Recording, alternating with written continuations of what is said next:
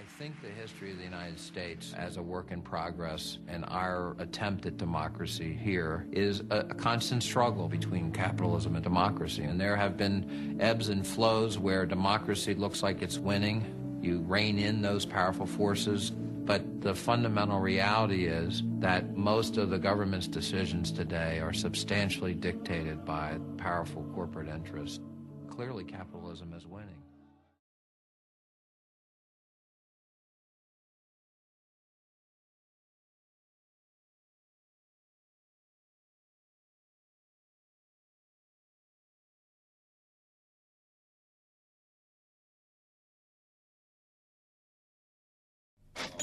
In the U.S. today, the top 1% own about 38% of the financial wealth of America. The bottom 60% own 2.3%.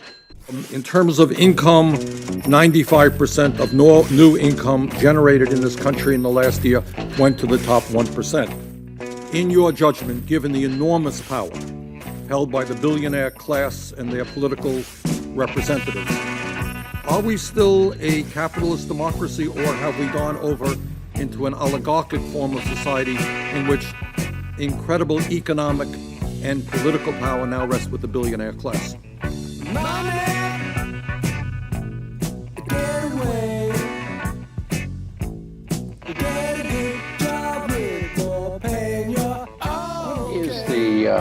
Proper relationship, what should be the proper relationship between a chairman of the Fed and a president of the United States?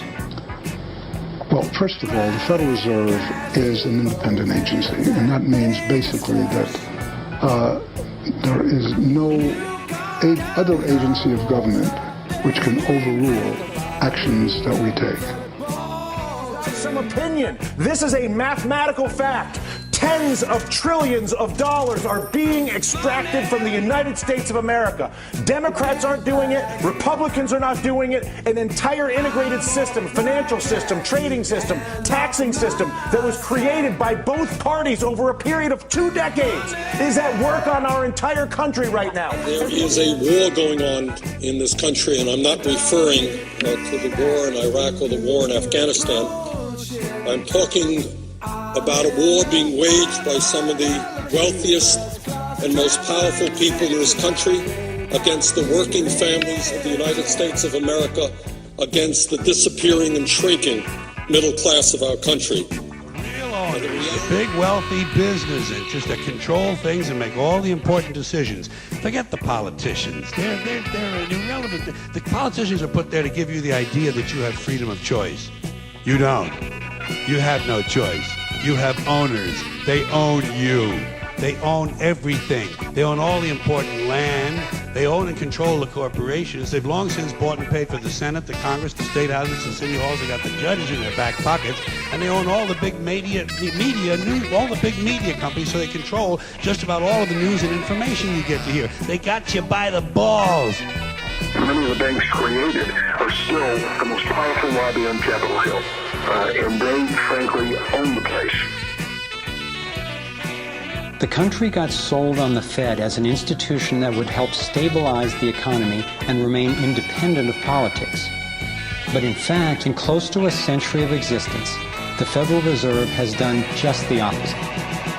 Since they took charge, we've been robbed through inflation, and the purchasing power of the dollar has declined more than 96%. And the wealth gap makes it clear most of the money is going to a very few. President, while the middle class in this country collapses and the rich become much richer, the United States now has by far the most unequal distribution of income and wealth of any major country on earth.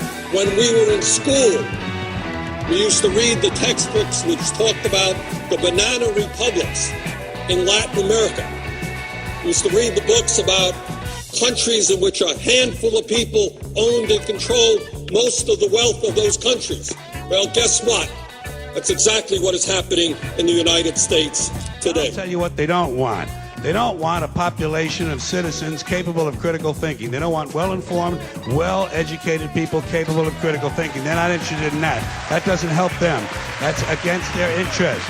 fact of the matter is that there's a refusal on both the Democratic and the Republican side of the aisle to acknowledge the mathematical problem, which is that the United States of America is being extracted. It's being extracted through banking, it's being extracted through trade, and it's being extracted through taxation. And there's not a single politician that has stepped forward, Susan, to do.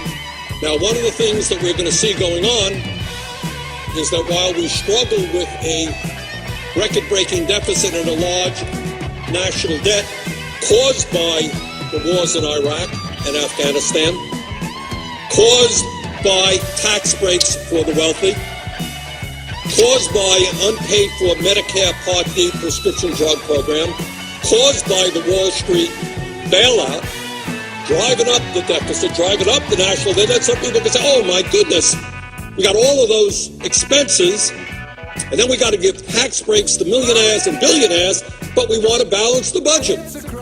Gee, how are we going to do that? Well, obviously, we know how they're going to do that. We're going to cut back on health care. We're going to cut back on education. We're going to cut back on child care. We're going to cut back on Pell programs. We just don't have enough money for working families and their needs. We're going to cut back on food stamps. We're surely not going to expand unemployment compensation. We got a higher priority, Mr. President. We have got to give tax breaks to billionaires. I mean, that's what this whole place is about, isn't it? They fund the campaigns. They get what's due them.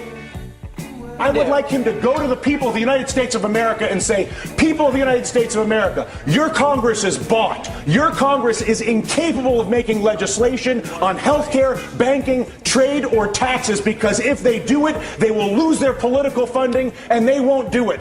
And until a president says that's the problem and says he's going to fix it, there is no policy that I can possibly see, no matter how brilliant your idea may be, or your idea, or my idea, or her idea, or your idea at home, is that idea will not happen as long as there's the capacity to basically fire a politician who disagrees with me by taking funding away from him. Is that a fair assessment? So, Mr. President, I think that's where we are. We got to own up to it. There is a war going on. The middle class is struggling for existence, and they're taking on some of the wealthiest and most powerful forces in the world whose greed has no end. And if we don't begin to stand together and start representing those families, there will not be a middle class in this country.